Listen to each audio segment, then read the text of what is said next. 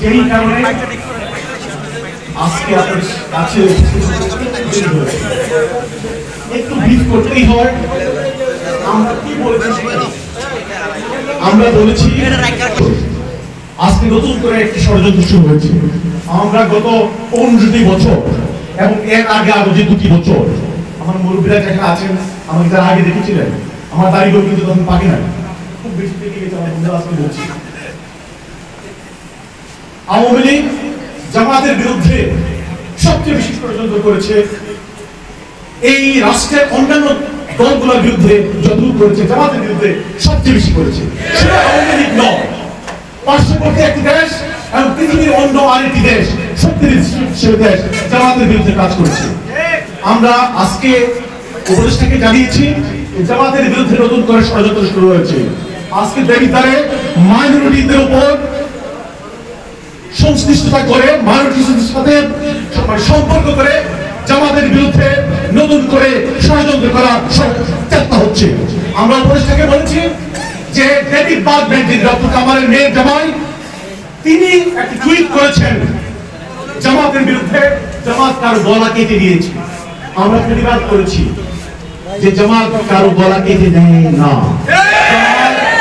এই দেশের মানুষের জন্য কাজ করে, এই দেশের মানুষকে গড়ে কল্যাণ রাষ্ট্র প্রতিষ্ঠা করে এবং এই সরকার যেন সত্যিকার একটি গণতান্ত্রিক সমাজ বাংলাদেশের মানুষকে উপহার দিতে পারে, তার জন্য কাজ করে।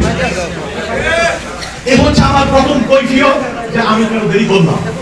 আমার দ্বিতীয় কৈফিয়ত হচ্ছে আমি কেন দীর্ঘদিন আপনাদের কাছ থেকে দূরে রইলাম।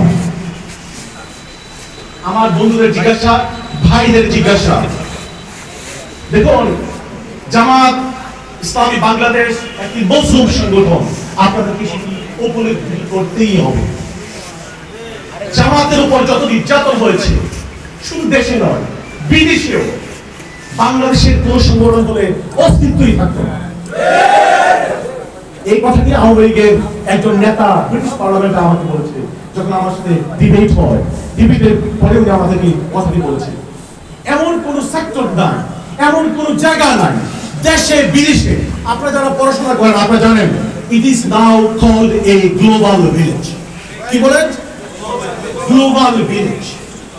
আপনারা কি করছেন, আমি কি কথা বলছি, বাংলাদেশের সরকার সাথে সাথে দিয়ে যাচ্ছে, পৃথিবীর অন্যান্য দেশ থেকেও খবর সাথে সাথে আমাদের মেসেজ পৌঁছে যাচ্ছে। যেই কারণে কিন্তু আমার বক্তব্য আজকে আমাদের মিটিং এর কথাটি আমি বললাম। জামাত ইসলামের বিরুদ্ধে যে ষড়যন্ত্র হয়, সেই ষড়যন্ত্রের মোকাবিলা করতে চেয়ে আমি কিছু কাজ করতে হচ্ছে। শেখ হাসিনার বিরুদ্ধে মামলা করতে হচ্ছে ইন্টারন্যাশনাল ক্রিমিনাল কোর্টে। প্রথম মামলাটি আমি করি শেখ হাসিনার বিরুদ্ধে সংগঠনের নির্দেশ করি। এরপরে তাদের ইন্টারন্যাশনাল লবিংকে আমাকে চ্যালেঞ্জ করতে হয়। তখন আমি খুব একা ছিলাম, আমার বয়স খুব কম ছিল, দাড়িগুলো সব কাঁচা ছিল, রাত দিন পরিশ্রম করেছি। এরপরে দেশে আসার প্ল্যান করলাম। আমার খুব কাছের ঘনিষ্ঠ বন্ধু মীর কাসিম আলীর ছেলে মীর আরমানকে গুম করে দিয়ে যায় পুলিশ, এবং স্বীকারও করে না। আমি বাংলাদেশের তৎকালীন আইনমন্ত্রী আনিসুল হক কুমিল্লার ব্রাহ্মণবাড়িয়ার একজন সন্তান, তাকে জেনেভাতে ইউনাইটেড নেশনসের কনফারেন্সে প্রশ্ন করেছিলাম, আপনি কি গুম করেন না আমার বন্ধু আরমানকে? উনি বলছেন না, গুম করে নেন। আমি বললাম এত বড় মিথ্যা কথা আপনি বলতে পারেন এই ব্রিটিশ জেনেভার মতো কনফারেন্সে দাঁড়িয়ে? উনি বলতো আমি আপনাকে চ্যালেঞ্জ করছি, প্রমাণ মানেই হচ্ছে। আমাকে সাথে ডিপ্লোমেট বললেন আপনি আপনার জীবন ধ্বংস করে ফেলেছেন। আমার জীবন শুরু হয়েছে। আচ্ছা, যে কথা বলছিলাম, তো আরমানকে যখন গুম করা হয়, আমি আমার মুরব্বী দায়িত্বশীল কাছকে পরামর্শ জানতে চেয়েছি। আমি বাংলাদেশে যেতে চাই, অনেক তো গ্যাপ হয়ে যাচ্ছে। ওনারা পরামর্শ দিয়েছেন না, কাজ আরো অনেক বাকি আছে, আরমান গুম হয়ে গিয়েছে। এটি সরকার না, এটি যে অপশাসন বাংলাদেশে ওরা প্রতিষ্ঠা করেছে। ওরা আজকে যেভাবে জেনেভাতে ইউনাইটেড নেশনসের কনফারেন্সে বললেন যে আরমানকে তারা গুম করে নাই, ব্রিগেডিয়ার আজমিকে তারা গুম করে নাই, আপনাকেও গুম করে ফেলবে, তারা স্বীকার করবে না। দরকার নেই, রাসূল হিজরত করেছে, আপনিও মনে করলেন যে আপনি হিজরত করেছেন। আলহামদুলিল্লাহ।